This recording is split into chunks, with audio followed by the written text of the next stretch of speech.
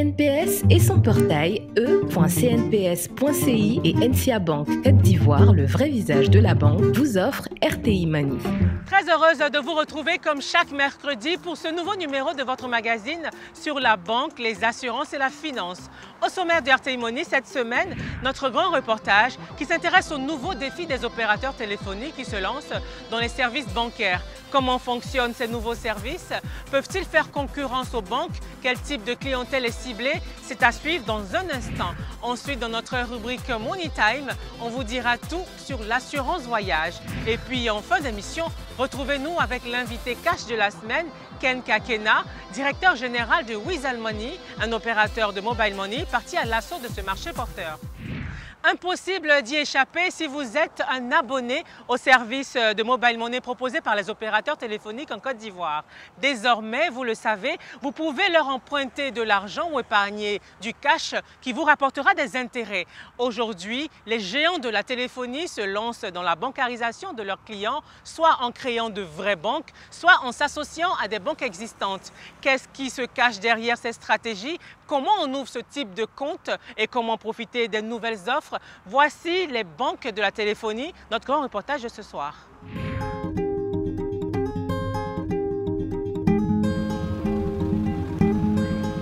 Comme tous les matins, Andrea fait l'inventaire des boissons dans ce bar dont elle est propriétaire. C'est aussi l'occasion pour elle de faire ses comptes et de calculer son bénéfice. Depuis peu, elle a souscrit à un nouveau service proposé par une banque digitale. Ce service lui donne la possibilité d'épargner quotidiennement et même de souscrire à des prêts. Là, je vais sur l'application, j'ouvre l'application, puis je mets le montant à épargner. C'est fait.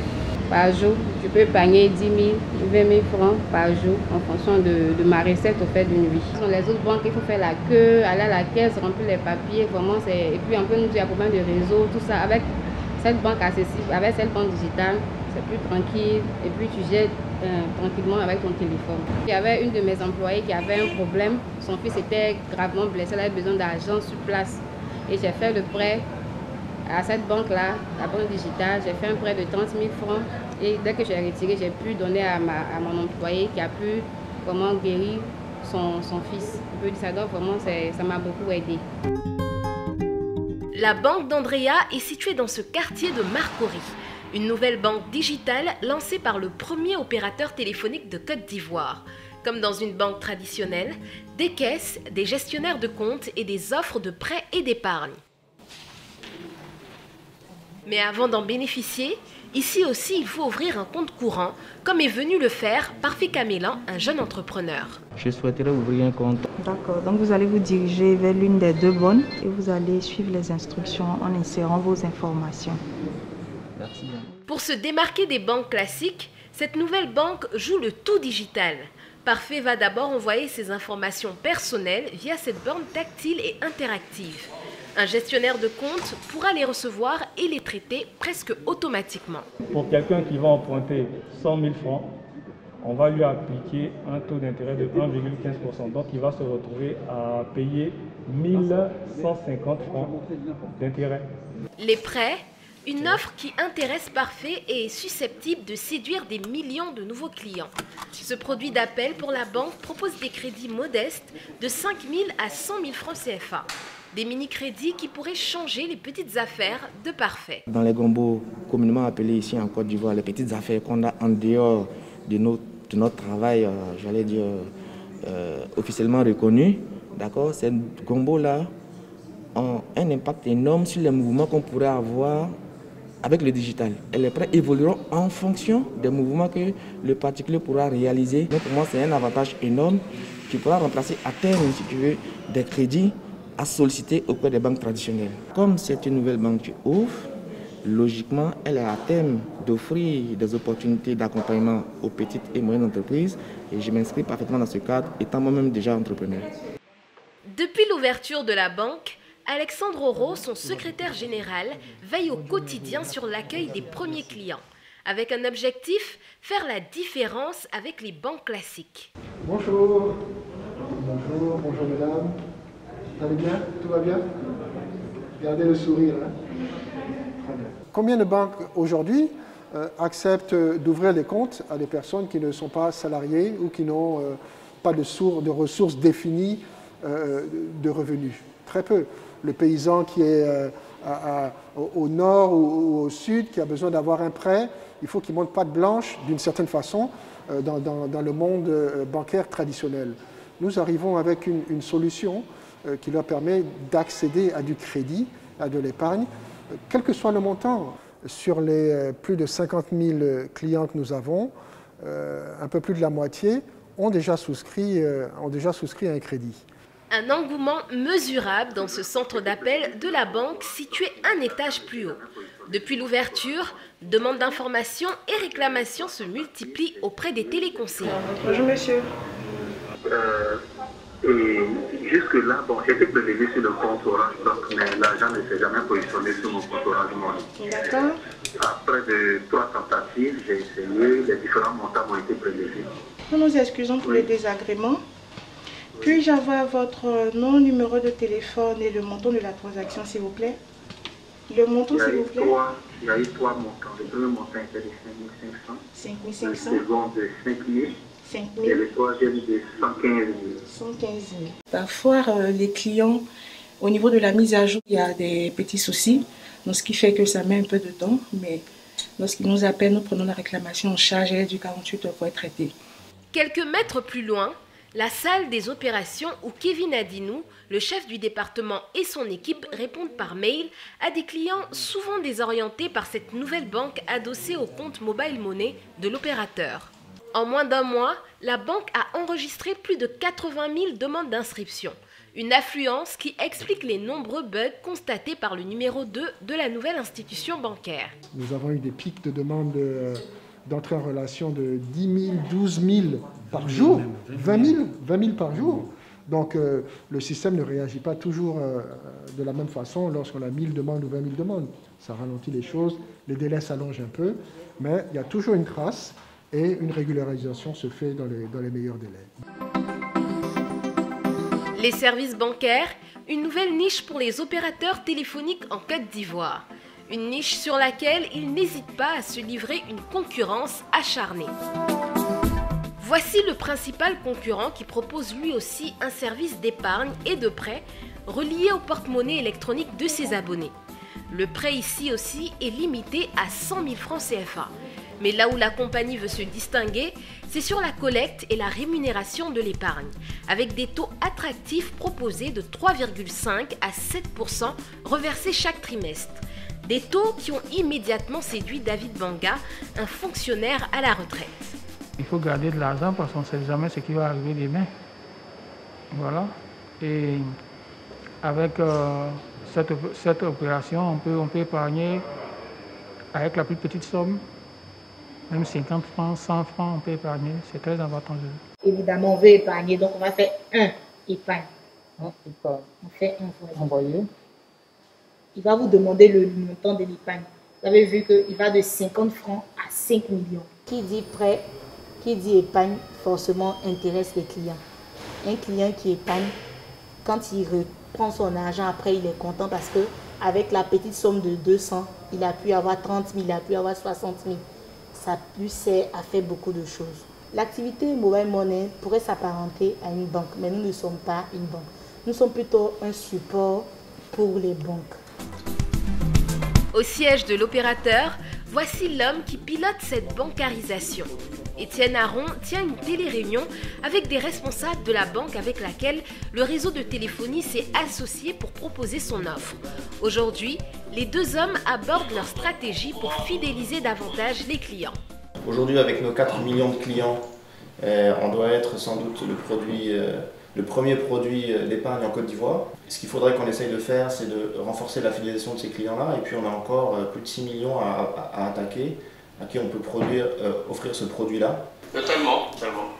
D'ailleurs, accentuer la stratégie de communication digitale, la communication sur les réseaux sociaux, Facebook,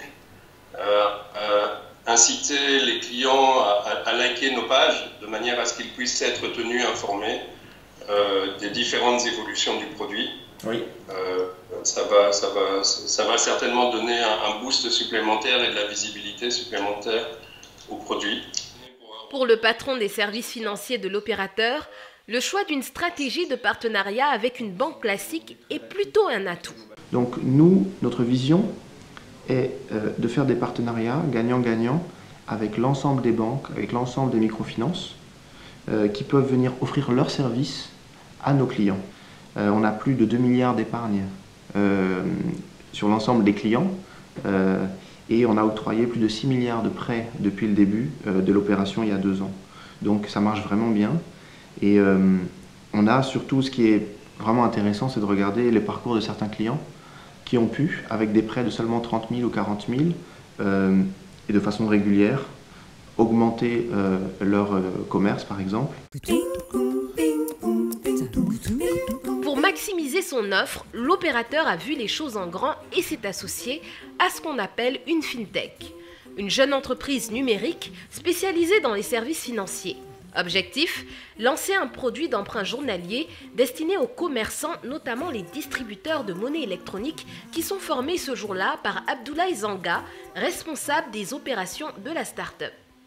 Et vous êtes d'accord avec moi que le processus donc, de réapprovisionnement est souvent long. Donc peut-être parce que la banque ne réagit pas vite, peut-être parce que le marchand lui-même doit fermer son magasin et se déplacer.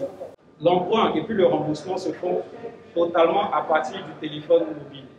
Le principe est simple, emprunter de la monnaie électronique le plus rapidement possible auprès de l'opérateur. De l'argent frais sans trop de tracasseries pour ses distributeurs. Les prêts octroyés varient entre 100 et 200 000 francs CFA et sont remboursables en 24 heures. Aujourd'hui, en fait, on a le monde rural, même on va dire comme ça, qui a du mal en fait avec le modèle des banques classiques. Le mobile money, donc la finance digitale même en gros, essaie de répondre à ce besoin-là, d'inclure en fait toutes ces personnes qui sont plus ou moins exclues en fait. Donc on va dire, c'est un secteur qui est vraiment prometteur et aujourd'hui en fait il y a vraiment du travail à faire dans ce sens-là. Après la séance de formation, direction le terrain. Abdoulaye rejoint une équipe qui tente de convaincre Fatima, distributrice de monnaie électronique depuis plusieurs années.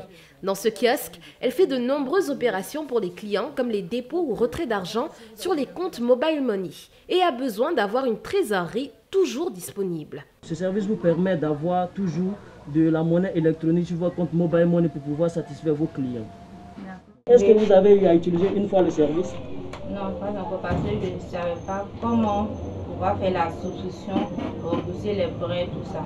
La cliente semble conquise. Souvent les fournisseurs qui n'ont pas le temps, souvent tu les appelles ou bien ils sont un peu partout.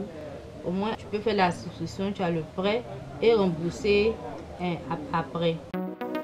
En Côte d'Ivoire, le taux de bancarisation reste faible, à peine 19,7%. Mais le boom de la téléphonie mobile révolutionne la donne. Les millions d'abonnés pourraient transformer leur téléphone en compte bancaire, de quoi favoriser l'inclusion financière.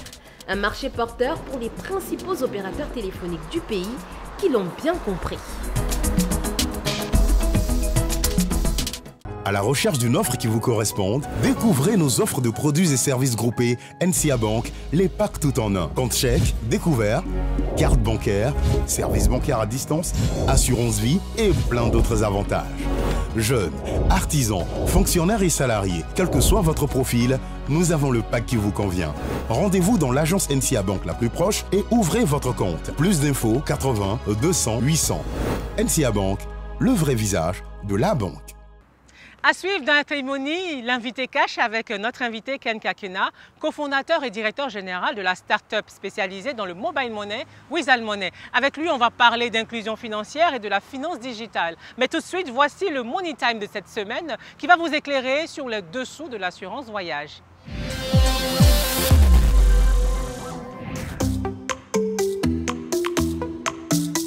Voyager loin de chez soi ou tout près, dans le pays, sur le continent ou dans le monde, partir pour des vacances, pour un voyage d'affaires ou pour une lune de miel, le voyage peut se concevoir de 1000 manières et l'assurance voyage est en général un compagnon de route très recommandé.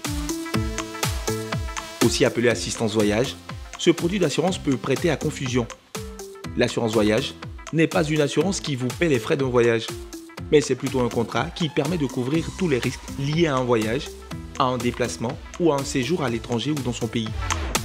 Parmi les risques couverts, on peut compter une annulation ou un report de voyage, des pertes de bagages, un accident, une maladie, les frais médicaux et d'hospitalisation à l'étranger, le décès suite à un accident, les dommages corporels, etc. Comme tout produit d'assurance, le contrat d'assurance voyage s'établit dans une compagnie d'assurance. Toutefois, on peut aussi se le procurer dans une agence de voyage, auprès des compagnies aériennes ou dans une banque. La souscription à un contrat d'assurance voyage peut se faire à travers différentes tranches. L'assurance de courte durée qui dure 1 semaine, l'assurance de durée moyenne qui est de 2 semaines et l'assurance de longue durée qui s'étend sur 1 mois. Ceux qui vont régulièrement à l'étranger peuvent souscrire à une offre de plus longue durée, appelée assurance multi-entrée, sur une période allant de 6 mois à 1 an. En Côte d'Ivoire, l'assurance voyage est obligatoire et réclamée par certaines ambassades, comme celle de la Chine, de la Russie, etc. Elle est aussi exigée pour tout voyage effectué dans l'espace Schengen, qui compte 26 pays d'Europe, la France y compris. Aujourd'hui, souscrire à une assurance voyage permet à l'assuré de se protéger contre toute éventualité et tout événement aléatoire pouvant surgir avant et pendant un voyage, de diminuer les charges liées aux incidents ou de se faire soigner lors d'un déplacement touristique ou professionnel et même en fonction des contrats, de financer le rapatriement de sa dépouille en cas de décès survenu lors d'un tel voyage.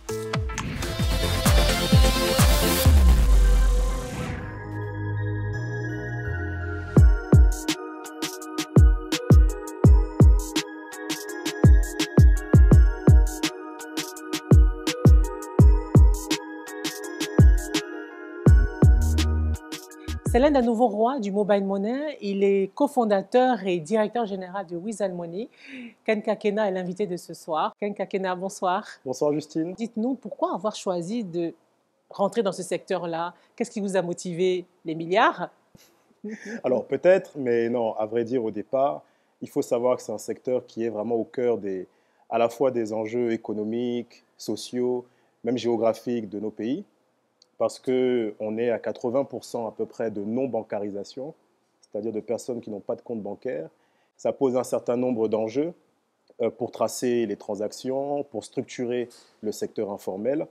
Donc d'une part, il y a les enjeux, on va dire, macro, et puis d'autre part, c'est aussi une problématique au cœur des enjeux quotidiens de tous les Ivoiriens. Comment est-ce que je fais pour me faire payer lorsque je n'ai pas de compte bancaire? Comment je fais pour gérer mon activité, comment je fais pour épargner, protéger ma famille, bref.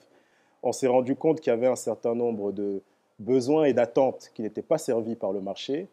Donc on a pensé qu'on pouvait faire des propositions, apporter notre part. C'est pourquoi on s'est lancé en 2014 et jusqu'ici, tout se passe très bien. Comment on se fait de l'argent dans ce secteur-là? Par transaction? Comment est-ce que vous devenez multimilliardaire? Alors, c'est un secteur qui est en effet porteur. D'abord, c'est un secteur de masse. Autrement dit, il faut avoir une masse critique de clients pour pouvoir être rentable. Les investissements sont très forts, en technologie notamment, en recrutement. Et c'est en ayant une base clientèle élargie qu'on arrive à se rentabiliser. Alors, comment on gagne de l'argent? On perçoit des frais lorsque nos clients font des transactions. Donc, ce sont ces frais qui constituent nos revenus. Et il y a également la possibilité, dans un cadre régulé par la Banque centrale, de pouvoir valoriser toutes les ressources qui sont confiées par nos clients. Et quelle est votre stratégie dans un environnement très, très concurrentiel avec des mastodontes déjà installés depuis des années? Comment vous faites pour vous en sortir? Alors, on a choisi de faire le contre-pied des opérateurs de mobile money, on va dire, de téléphonie, dans la mesure où on veut d'abord s'adresser aux professionnels, aux entreprises. Et les entreprises, on leur propose finalement des services qui vont sur 4 principaux segments. Les paiements sociaux, donc là on ne parle pas d'entreprise mais plutôt de gouvernement et d'organisation gouvernementale. Les paiements agricoles, notamment comment est-ce qu'un exportateur, une coopérative, un producteur qui fonctionne majoritairement en cash aujourd'hui peuvent transacter de façon sécurisée et échanger les données. Il y a également le secteur, nous, ce qu'on appelle les paiements de salaire. Toutes ces sociétés, quelle que soit leur taille en Côte d'Ivoire, qui ont des difficultés à payer des salaires parce que le salarié n'a pas de compte en banque. Et enfin, sur la collecte, c'est-à-dire toutes ces sociétés qui doivent recevoir des paiements pour livrer du produit, mais qui ont des difficultés parce qu'ici ou là, il n'y a pas d'agence bancaire ou de moyens de paiement sécurisés pour recevoir ces fonds. Donc en s'adressant à ces entités gouvernementales et privées, on arrive in fine à toucher tout leur réseau de bénéficiaires, de clients, de fournisseurs, et c'est ensuite qu'on adresse à ces personnes physiques une offre sur des porte-monnaies électroniques, sur des transferts, et qui leur permet eux aussi de pouvoir accéder ensuite à des financements, à de l'épargne, à des transactions gratuites, etc. Est-ce qu'il y a des secteurs qui vous intéressent plus que d'autres, l'agriculture par exemple, l'éducation? Alors oui, il y a des secteurs sur lesquels vraiment on a une vocation. Il y a le secteur social. On l'a vu en Côte d'Ivoire, nous sommes partenaires du programme social du gouvernement.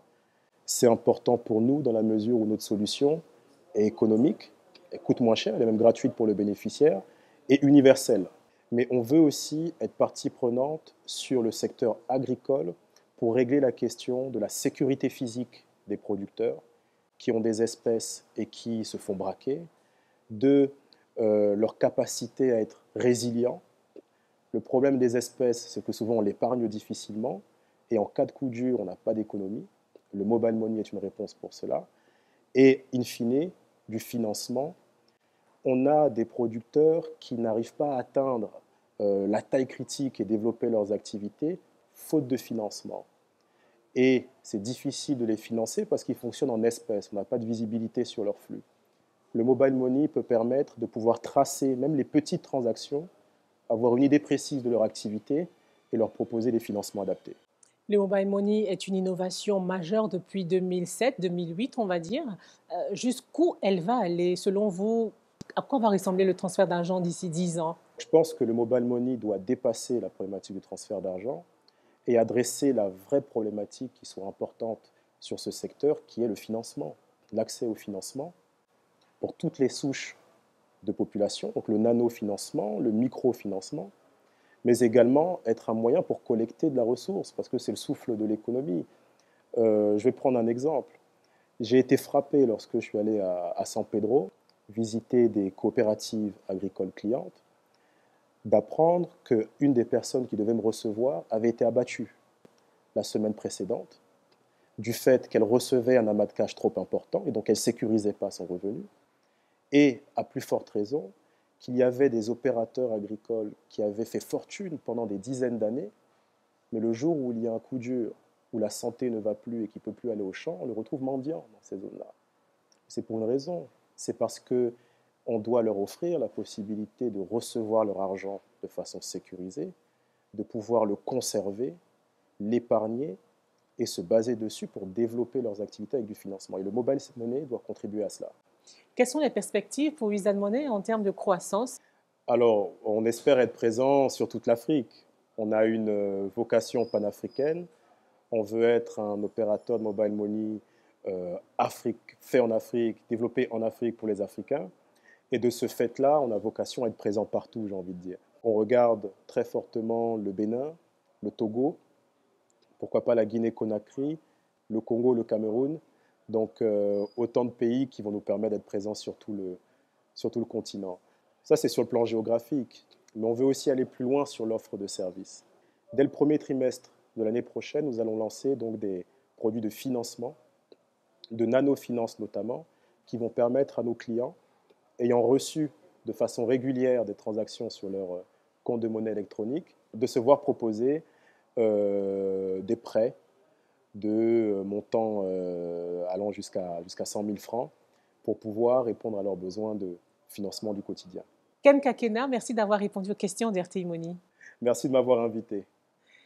Cette émission s'achève, merci de l'avoir suivie. Je vous donne rendez-vous dans une semaine, mercredi soir, mais d'ici là, portez-vous bien. La CNPS et son portail e.cnps.ci et NCA Bank Côte d'Ivoire, le vrai visage de la banque, vous ont offert RTI Money.